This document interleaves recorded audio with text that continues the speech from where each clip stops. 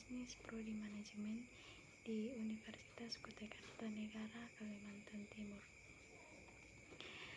Baik, di sini saya akan mempresentasikan tugas saya dengan judul buku pengantar manajemen tahun terbit 2019, penerbit LPU UNAS, pengarang Heri Krisnandi SEMM, yang Dr. Suryono Effendi SEM BAMM, Dr. Insinyur Edi Sugiono SEMM.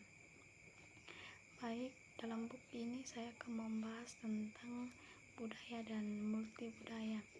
Masalah budaya telah menjadi bagian penting untuk dipahami sebagian besar perusahaan, karena seringkali permasalahan budaya ini mewarnai setiap pengambilan keputusan. Budaya itu sendiri diartikan sebagai kelompok pemahaman seperti keyakinan, nilai dan norma, serta sikap yang diyakini oleh anggota organisasi.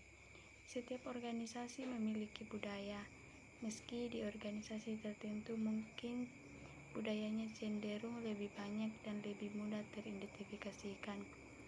Bagian A, pengertian dan manfaat budaya. Budaya dalam bahasa Inggris sama artinya dengan kultur. Secara istilah, budaya organisasi ialah sekelompok persepsi dan pandangan secara umum mengenai suatu hal tertentu yang diyakini oleh setiap anggota organisasi ataupun karyawan perusahaan. Beberapa pendapat para ahli tentang budaya menyatakan sebagai berikut. Bagian A, Richard L. Draft 2003 mengartikan budaya sebagai sekumpulan nilai, keyakinan, pemahaman, dan norma pokok yang dibagi bersama oleh anggota suatu organisasi. Bagian B, menurut Wilkins 1983, budaya ialah sesuatu yang dianggap biasa dan dapat dibagi bersama yang diberikan orang terhadap lingkungan sosialnya. Lingkungan sosial dalam pengertian ini mungkin berupa negara, kelompok etnis tertentu, desa di daerah, atau sebuah organisasi. Bagian C, menurut Sein 1992, budaya ialah serangkaian asumsi dan keyakinan dasar dari para anggota organisasi. Bagian D, menurut Robbins 1990, budaya ialah serangkaian dominan yang didukung oleh organisasi. Berdasarkan berbagai definisi di atas, budaya organisasi dapat disimpulkan sebagai persepsi yang berbentuk dalam suatu organisasi yang menentukan bagaimana anggota organisasi tersebut dalam memberikan relasi terhadap lingkungan sekitarnya. Bagian B, elemen budaya. Beberapa elemen dasar dari konsep budaya yang disebutkan sebagai berikut. Bagian A, budaya diciptakan oleh 3 sistem, yaitu yang pertama ideologikal, yang kedua teknologikal, dan yang ketiga organisasional. Bagian B, budaya dapat diobservasi sehingga manajemen dapat menyesuaikan program kerjanya dengan perilaku budaya yang ada. Yang bagian C, budaya merupakan kelompok perwujudan yang diturunkan secara manusiawi. Bagian D, budaya yang tidak bermanfaat cenderung akan ditinggalkan dan digantikan dengan budaya yang baru yang bermanfaat dan menimbulkan kepuasan. Bagian E, budaya memberikan pedoman mengenai hal yang diinginkan oleh sekelompok orang tertentu. Menurut Sein 1992, ada 5 mekanisme peranan pemimpin dalam membangun dan memperkuat berbagai aspek budaya, yakni sebagai berikut. Yang pertama, perhatian. Yang kedua, tanggapan terhadap krisis. Yang ketiga, pemodelan peran. Yang keempat, alokasi imbalan. Dan yang kelima, kriteria penyeleksian dan pemberhentian. Bagian C, budaya dan subbab. Budaya organisasi dibedakan menjadi 2 tingkatan, yaitu sebagai berikut. Bagian A, observed culture, yakni budaya organisasi yang biasa diamati saat berada di organisasi itu sendiri, baik sebagai konsumen ataupun karyawan. Observed culture meliputi hal sebagai berikut. Yang pertama, stories, yaitu cerita mengenai peristiwa yang penting dalam organisasi di masa lalu. Yang kedua, horos, yakni yang orang dihormati dalam suatu organisasi karena alasan tertentu, misalnya karena bagusnya prestasi yang diraihnya.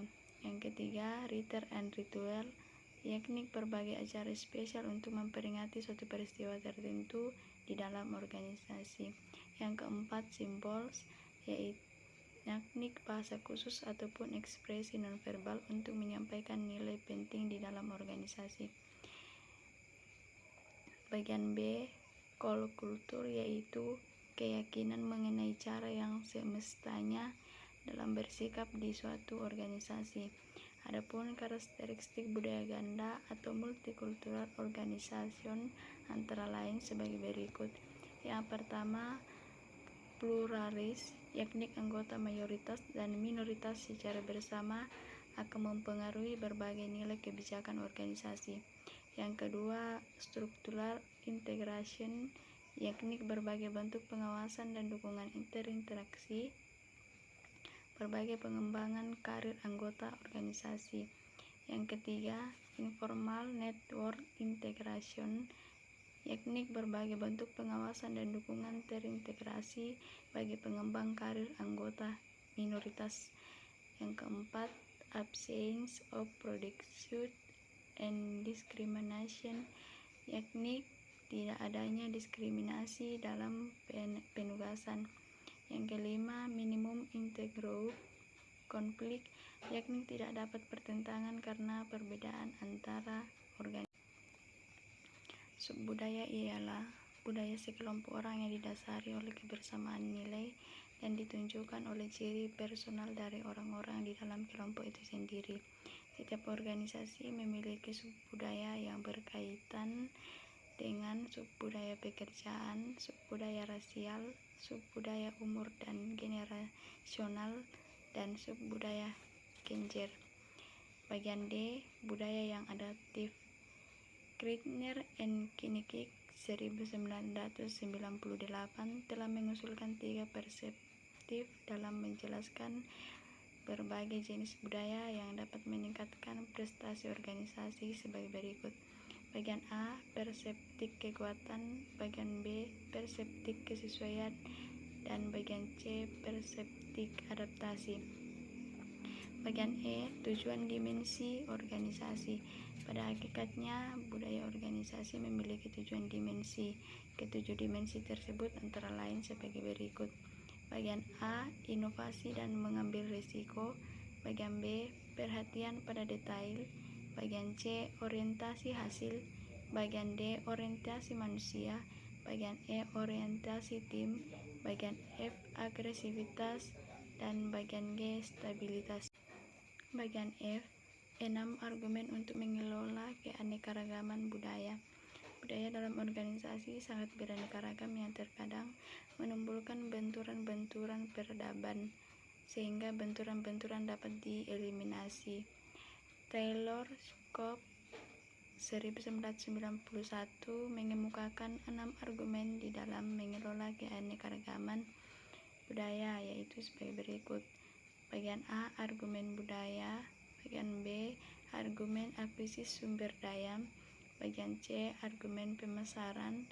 Bagian D, argumen sensitivitas. Bagian E, argumen pemecahan masalah. Dan bagian F, argumen fleksibel sistem. Baik, demikian hasil presentasi saya ucapkan terima kasih.